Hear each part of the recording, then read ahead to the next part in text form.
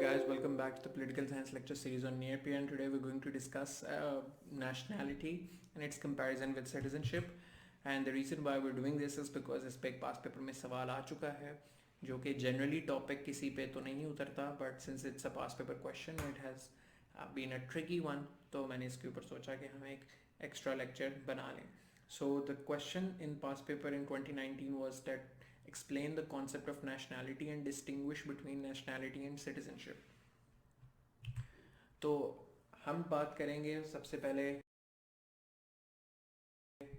Concept of nationality क्या होता है, और उसके अंदर हम डिस्कस करेंगे principles of nationality and acquisition of nationality के ऊपर.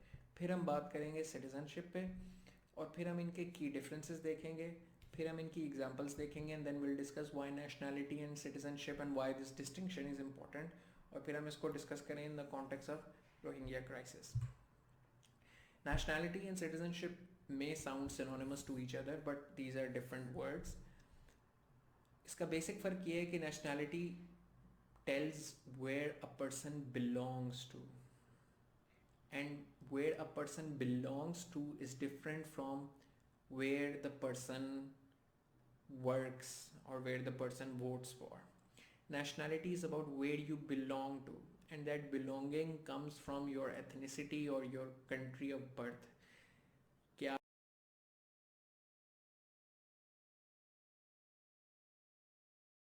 आपकी पैदाइश कहाँ की है, आपकी रंग नस्ल क्या है, और ये आपकी एथनिसिटी, आपकी country of birth could be direct result of your birth at that place, और इट कुड बी कि आपके पेरेंट्स की वहाँ पर बर्थ होगी. सो फॉर इंस्टेंस अमेरिका के अंदर जो सेकंड जनरेशन इमिग्रेंट्स हैं पाकिस्तानी, वो in terms of nationality still अपने आप को पाकिस्तानी क्लेम करेंगे, हालांकि वो पैदा अमेरिका में हुए हैं. They are US citizens, but they are going to still claim that we are Pakistani nationals. वो यूएस नेशनल भी होंगे, बट वो यूएस नेशनल तो नहीं कहना चाहिए, but they will be Pakistani nationals in the sense कि उनकी नेशनैलिटी, उनकी ओरिजिन जो है वो country of origin वो पाकिस्तान होगा. So nationality is more about your country of origin, and citizenship is legal term which acquires कि आप legal procedures के नतीजे में आपकी rights और responsibilities किस country को fall करती हैं. ठीक है, यानी कि कहाँ पर आप वोट देते हैं ये आपका राइट है, कहाँ पर आप कोर्ट में जा सकते हैं अपने राइट्स क्लेम करने के लिए आपका राइट है. रिस्पॉन्सिबिलिटी इन द सेंस कि आप टैक्सेस देते हैं, तो कौन से मुल्क में आप अपने राइट्स ये वाले एक्सरसाइज करते हैं और अपनी ये रिस्पॉन्सिबिलिटीज़ फुलफिल करने की कहाँ पर आपकी ऑब्लिगेशन है, ये सिटीजनशिप डिटर्मिन करती है. तो nationality is acquired either by birth और बाय इनहेरिटेंस और द नेचुरलाइजेशन के प्रोसेस के नतीजे में, and the other is acquired by law. Nationality भी एक लीगल स्टेटस है which represents the country from which an individual belongs. This is acquired by birth, inheritance or naturalization. On the basis of constitutional provisions, every state sets the criteria which determines who can be the national of that country. It provides the country rights over the person. Further, it provides the person protection of nation from other nations. कि आप जिस मुल्क के national हो उसको protections फराहम करना उनकी जिम्मेदारी होती है. Based on international conventions, every sovereign state is entitled to determine its national as per nationality law. One has the right to enter or return to the country they came from. ठीक है, तो ये nationality होती है. In general, to be a national is to be the member of the state. Nationality is acquired by birth or adoption, marriage or descent. Specifics vary करते हैं country to country, हर country अपना खुद law बनाती है. International law इसकी इजाज़त देता है हर मुल्क को कि अपना लॉ बनाएं और बताएं क्राइटेरिया कि किस क्राइटेरिया के बेसिस पे आप नेशनल सेलेक्ट करेंगे. बाय बर्थ की बेसिस पे करेंगे, अडॉप्शन की बेसिस पे, मैरिज या डिसेंट की बेसिस पे.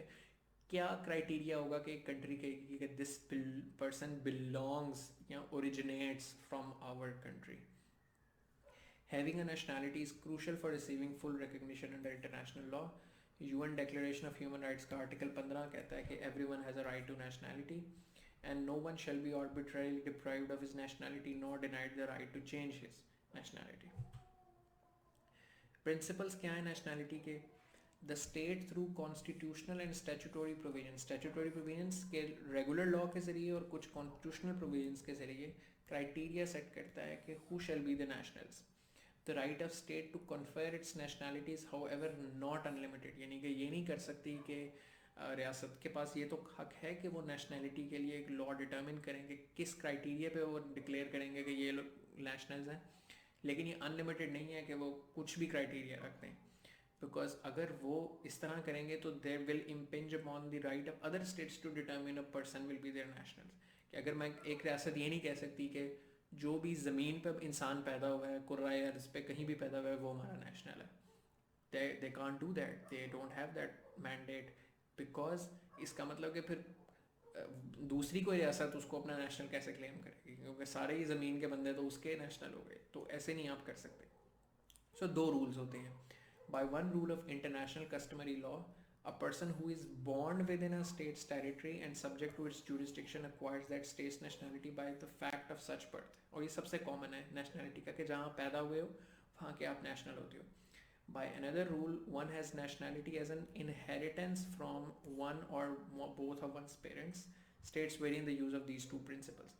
कि आप इनहेरिटेंस के नतीजे में, वही जो मैं आपको बात कह रहा था ना कि आप अमेरिका में पैदा हुए हो लेकिन आपके माँ बाप पाकिस्तान के हैं, तो आप अपने आप को पाकिस्तानी नेशनल कंसिडर करते हो।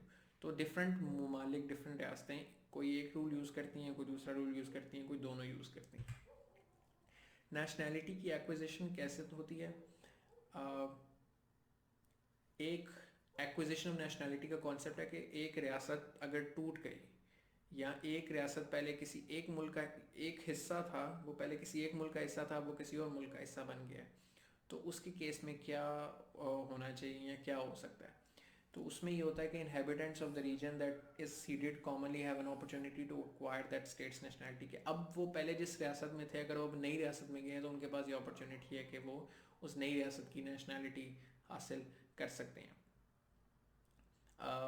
Practice, however, supports the idea that individuals concerned should be allowed a free choice। Real होना तो ये चाहिए कि लोगों को फ्री चॉइस मिलनी चाहिए कि आप पहले जिस रियासत में थे उसी की नेशनैलिटी कंटिन्यू करनी है कि नई रियासत की, लेकिन अमूमी तौर पे होता ही है कि जिस नई रियासत का आप हिस्सा होते हो सिर्फ उसी का आपको ऑप्शन मिलता है। अनदर मेथड ऑफ एक्वायरिंग, ये तो बड़ा एक एक्स्ट्राऑर्डिनरी प्रोसीजर है कि जब कोई एक खिता जो है वो एक रियासत से दूसरी रियासत में जा रहा हो, जैसे कि आप काफ़ी कंफ्यूज होंगे, Hong Kong for instance used to be part of the British Commonwealth, but then British sold it to in 1998 to China.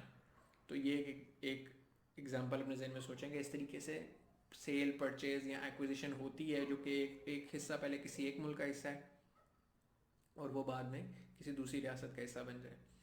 एक दूसरा मेथड जो मोस्ट कॉमन है of acquiring nationality is the process of naturalisation. तो naturalisation के process के ज़रिए भी ये चीज़ होती है। नेचुरलाइजेशन क्या होती है? Naturalization is the process by which a non-national of a country may acquire nationality of that country। Naturalization वो प्रोसेस है कि एक बंदा जो नेशनल नहीं है उस रियासत का, वो उसका नेशनल बनता है।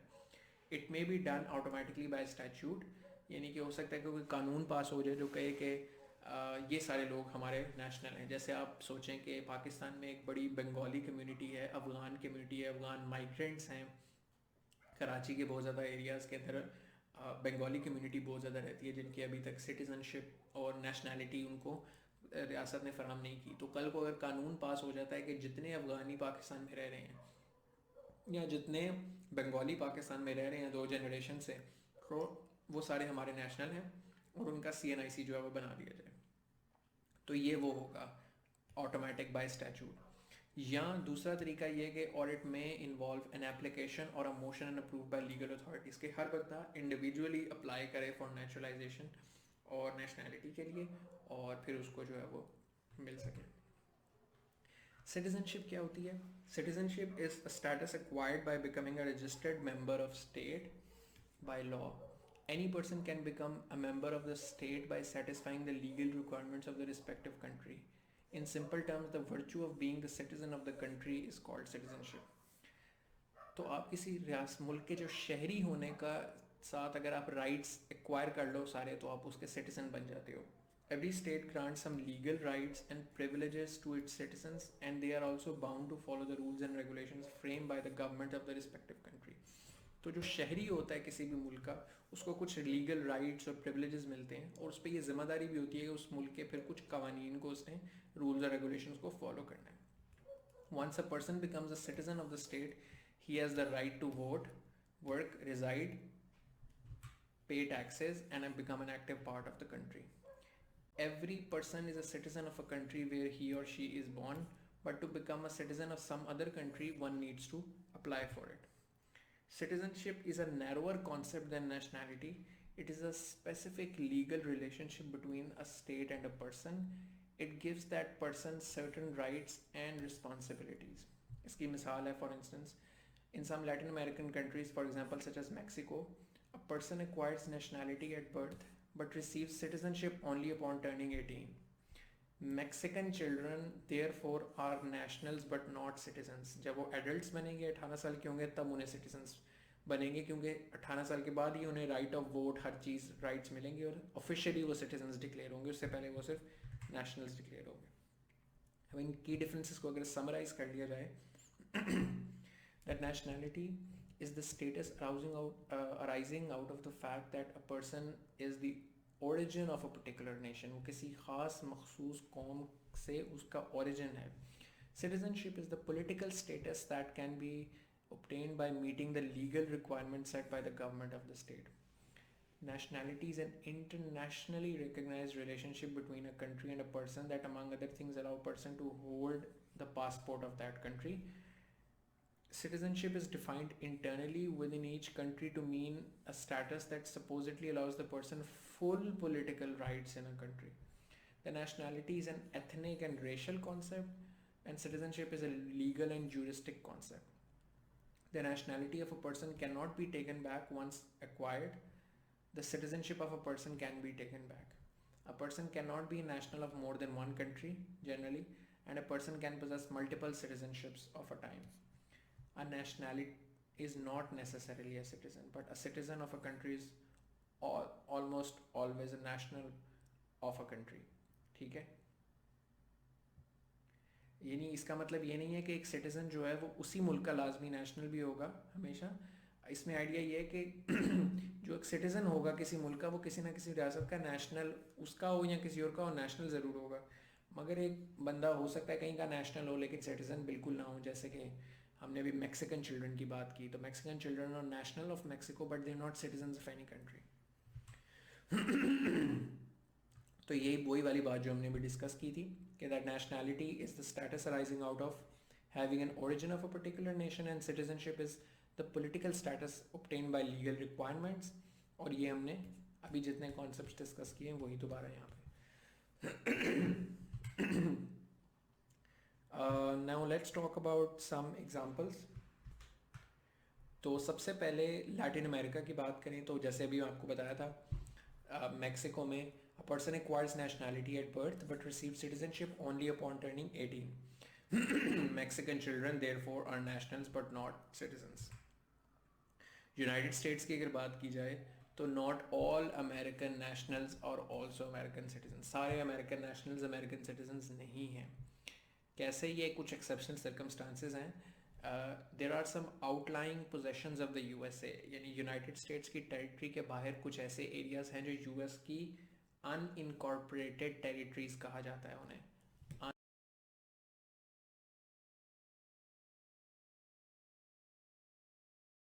अनइनकॉर्पोरेटेड टेरिटरीज यानी कि वहाँ पर यूनाइटेड स्टेट्स फेडरल गवर्नमेंट का रूल है, लेकिन वो ऑफिशियल उन 50 रियासतों में नहीं आती, और इसीलिए उनके पास सेनेट के कोई नुमाइंदे नहीं है. हाउस ऑफ रिप्रेजेंटेटिव में वो अपना कोई नुमाइंदा नहीं भेजते. आप ये सोचें कि यूएस के पास भी कुछ रियासतें हैं जो जैसे पाकिस्तान के पास आज़ाद जम्मू एंड कश्मीर और गिलगित है, उसी तरह कुछ रियासतें यूएस के पास भी हैं. वहाँ पर people can get an American passport because they are national of US and live and work in the US, but they can not vote और होल्ड इलेक्टेड ऑफिस. पहले माजी में वो कुछ आउटलाइंग पोजेशंस में Guam, Puerto Rico and US Virgin island थे, यहाँ पर सिर्फ नेशनैलिटी अलाउ की जाती थी, सिटीजनशिप नहीं दी हुई थी. But Aahista Aahista 20th century के अंदर कांग्रेस ने gradually extended citizenship to these inhabitants. अब सिर्फ दो ऐसी आउटलाइन पोजेशंस रह गई हैं यूएस की, ये भी अनइनकॉर्पोरेटेड टेरिटरीज हैं और ये भी अनइनकॉर्पोरेटेड टेरिटरीज हैं, लेकिन दो इन अनइनकॉर्पोरेटेड टेरिटरीज ऐसी रह गई हैं इन 5 में से कि जो जहाँ पर इनको नेशनैलिटी तो है लेकिन सिटीजनशिप नहीं है, क्योंकि गुआम, पोर्टोरिको और यूएस वर्जिन आइलैंड्स में सिटीजनशिप अब दे दी गई है। Only American Samoa which is in south Pacific ocean, इसकी तकरीबन 55,000 के करीब लगभग आबादी है, और स्वेन्स आइलैंड के अंदर नेशनैलिटी है लेकिन इनके अंदर अभी तक सिटीजनशिप नहीं दी गई। ये दोनों पैसिफिक ओशन के अंदर ही हैं आइलैंड्स, यहाँ पर सिटीजनशिप एक्सटेंड नहीं की गई। तो समोआ के अंदर तो तकरीबन 55,000 के करीब लोग हैं, स्वेन्स आइलैंड में तकरीबन सिर्फ 17 लोग हैं। तो that makes kind of sense, but this still has a decent population. तो ये एक एग्जांपल है कि दुनिया में अभी भी रियासतें मौजूद हैं जहाँ पे अमेरिका की रियासतें मौजूद हैं जिनको नेशनैलिटी मिली हुई है मगर सिटीजनशिप अभी तक नहीं मिली। लास्ट हम इसी के अंदर बात करें तो people born in American Samoa are automatically US nationals at birth, but unless they have a US parent they are not US citizens at birth. As non-US and as non-citizen US national, they hold US passports and can live and work in the US without restriction, but they cannot vote. तो पहले भी इसी तरह की दूसरी जो unincorporated territories थी उनमें अमेरिकन कांग्रेस ने एक्सटेंड की थी सिटीजनशिप 20th सेंचुरी के अंदर, बट कांग्रेस ने अभी तक इन दोनों के अंदर वो एक्सटेंड नहीं की। अगर हम बरतानिया की बात करें तो वहाँ पर सिटीजनशिप और नेशनैलिटी की जो डिवीजन अभी तक हम पढ़ रहे हैं उससे कई गुना ज़्यादा कॉम्प्लिकेटेड है, because of a legacy of colonialism की वजह से इतनी ज़्यादा टेरिटरीज थी ब्रिटेन के पास, फिर कुछ अलग हो गई, कुछ कॉमनवेल्थ का हिस्सा बन गई जो का क्वीन स्टिल रूल करती है, काफ़ी जगहों पर वही लोग यूरोपियंस ने सेटल करके पॉपुलेट कर लिए, तो इसलिए बहुत ज़्यादा कॉम्प्लिकेटेड वेब है। तो ये भी एक तरीका है बताने का, एक एग्जांपल के तौर पे कि वो जो उनके नेशनैलिटी और सिटीजनशिप में फ़र्क है, क्योंकि हमें यूके में नज़र आता है कि कोई क्लियर लाइन नहीं है। So there are 6 types of British nationality. one could be a citizen of UK, one could be the subject of UK, one could be the overseas citizen of the UK, one could be the overseas territory citizens of the UK, one could be overseas national, and one could be the protected person। ठीक है, and sometimes it is even possible to switch the categories, depend करता है कि उस मुल्क का कानून क्या कहता है और यूके ने उस मुल्क का क्या कानून छोड़ा था। For instance, before British handed Hong Kong over to Chinese on 1 July 1997, some British overseas territory citizens, जो कि उनका स्टेटस था ओवरसीज टेरिटरी स्टेटस का, उन्होंने अपने आप को स्टेटस चेंज करके अपने आप को ओवरसीज नेशनल्स जो है वो डिक्लेयर कर दिया। These overseas nationals, अब फ़र्क क्या था कि overseas nationals they could hold British passports and can receive protection from British diplomats, but they do not have the automatic right to live or work in Britain. So in Britain there are several types of citizenship and some nationals who are not citizens at all. अब ये important क्या है national होना और citizen होना किसी country का, because in international law अगर हम nationality की बात करें, nationality assumes significance in a variety of circumstances, जैसे कि extradition treaties होती हैं जो कि जैसे किसी बंदे को एक्स्ट्राडाइट करवा के अपने मुल्क में वापस लाना है, कि पाकिस्तान कहता है कि पाकिस्तान किसी XYZ मुल्क को कहता है कि आपके पास हमारा ये बंदा है, ये क्रिमिनल है, या इस बंदे ने हमारे मुल्क के खिलाफ दहशतगर्दी की है, कोई कार्रवाई की है, तो आप हमें ये मुल्क वापस करें। तो पाकिस्तान अगर तो एक्स्ट्राडिशन ट्रीटी होगी हमारी उस मुल्क के साथ, तो ही वो मुल्क बाउंड होगा हमें हमारा नेशनल या हमें हमारा बंदा वापस करने के लिए। तो अगर तो ये इम्पॉर्टेंट हो गया ना नेशनल होना या ना होना किसी मुल्क का किसी रियासत के लिए, बिकॉज एक्स्ट्राडिशन ट्रीटीज़ में आप किसी मुल्क से क्लेम ही अपना बंदा तब कर सकते हो जब वो बंदा आपका नेशनल हो। Secondly, in case extradition treaties के अंदर ये भी होता है कि आप कह सकते हो कि कोई एक बंदा है जो जिसने किसी मुल्क को नुकसान पहुंचाया है। हम फॉर इंस्टेंस पाकिस्तानी कहते हैं कि यूके में एक बंदा है जिसने पाकिस्तान को नुकसान पहुंचाया और हमें ये बंदा दें, मगर यूके कहता है कि नहीं, ये बंदा हमारा नेशनल है, आपके मुल्क को भले नुकसान पहुंचाओ लेकिन ये हमारा नेशनल है, तो हम आपको नहीं देंगे। तो हो सकता है वो एक्स्ट्राडिशन ट्रीटी के अंदर एक पहले से क्लॉज मौजूद हो रखी हो कि आप ऑप्शनल कर लें कि रियासत का अगर कोई अपना बंदा हमारा नेशनल कोई दूसरी रियासत मांग रही है तो हम अपना नेशनल आपको नहीं देंगे, उस एक्स्ट्राडिशन ट्रीटी के बावजूद या एक्स्ट्राडिशन ट्रीटी के अंदर ही अक्सर इंक्लूड कर दिया जाता है। तो यानी कि डिपेंड करता है कि वो एक्स्ट्राडिशन ट्रीटी जो दो ममालिक ने आपस में साइन किया उन्होंने क्या एग्री किया है एक मुल्क का दूसरे मुल्क में नेशनल के बारे में और उस मुल्क अपने ही मुल्क के नेशनल्स के बारे में। तो ये उस पर डिपेंड करता है, बट स्टिल मतलब इम्पॉर्टेंट तो हो गया ना नेशनल होना, दैट्स द पॉइंट। सेकेंडली, अगर तो किसी कोई रियासत किसी बंदे को अपने टेरिटरी से एक्सपेल कर देती है तो जिस रियासत का वो नेशनल है फिर उन पर जिम्मेदारी होती है कि वो उसको एक्सेप्ट करे। जैसे पाकिस्तान के बहुत ज़्यादा लोग यूएई, दुबई, यूएस के अंदर जाके काम कर रहे होते हैं और वो पाकिस्तानी नेशनल होते हैं, वहाँ के नहीं होते। तो अगर उनको वहाँ से एक्सपेल कर दिया जाता है किसी भी वजह से तो फिर पाकिस्तान की जिम्मेदारी है कि वो एक्सपेल्ड पाकिस्तानी नेशनल्स को वापस बुलाए। तो ये नेशनैलिटी की इंपॉर्टेंस है। सिटीज़नशिप की बात करें तो it is very important to have to be citizen of a state, because आपके जो प्रोटेक्शन ऑफ लेजिटिमेट राइट्स हैं वो तब और आपकी ड्यूटीज़ हैं वो तब भी इन्यूमरेट होती हैं किसी रियासत के अंदर जब आप वहाँ पे सिटीज़न होते हो, and it forms the basis of modern social contract. इसी को डिस्कशन को अगर हम रोहिंग्या के कॉन्टेक्स्ट में करें कि रोहिंग्या के लोगों को म्यांमार के अंदर रोहिंग्या के लोगों को रिकग्नाइज नहीं करती एक एथनिक ग्रुप के तौर पे और उनको म्यांमार के एथनिक ग्रुप के तौर पर और पीपल ऑफ म्यांमार में शामिल नहीं करती। इसी वजह से Myanmar does not give nationality to Rohingya people, और नेशनैलिटी नहीं देते तो सिटीजनशिप तो ऑब्वियसली नहीं देते, ठीक है। Hence they lack legal protection from the government of Myanmar. तो ये जो रोहिंग्या लोग हैं they don't have any legal protection from the government of Myanmar, because उनको they are regarded as Muslim refugee from Bangladesh and Indonesia and Hindu refugees from Thailand, Cambodia and Laos. तो वो उनको समझते हैं कि ये बंगाली हैं, इंडोनेशियन हैं, थाई हैं, कैम्बोडियंस हैं और बंगाल ये बर्मीज़ नहीं है। उसकी वजह से म्यांमार इनको नेशनैलिटी और सिटीजनशिप नहीं देता। इसकी वजह से बिकॉज इन लोगों के पास कोई नेशनैलिटी नहीं है, कोई मुल्क दुनिया का मुल्क इनको नेशनैलिटी नहीं देता, they are known as stateless entities. और उसके नतीजे में हमारे कॉन्सिक्वेंस नज़र आता है 2015 में कैसे रोहिंग्या रेफ्यूजी क्राइसिस बन गया कि जब रोहिंग्या म्यांमार के अंदर इन पर जुल्म होता है तो they have no state to go to because they are not national of any state. No state is obligated to take them under international law either। कि वो जिस तरह हमने बात की थी ना कि अगर एक्सपेल किया जाता है तो जिसके वो नेशनल है वो रियासत उनको लेती है, लेकिन इनके तो कोई रियासत ही नहीं हुई क्योंकि किसी ने भी अपने लॉ के तहत इनको नेशनैलिटी नहीं दी हुई। तो that becomes an issue. Hence, it is very important that people are national of a particular country, associated by birth, and they have some citizenship rights of one or two countries where they can protect their rights, exercise their legal rights, and fulfill their duties and live as meaningful citizens. And I hope that this comprehensive lecture will answer any queries, anything related to this past paper question that I've been receiving numerous queries on. Thank you so much for watching this lecture, and I'll see you guys next time.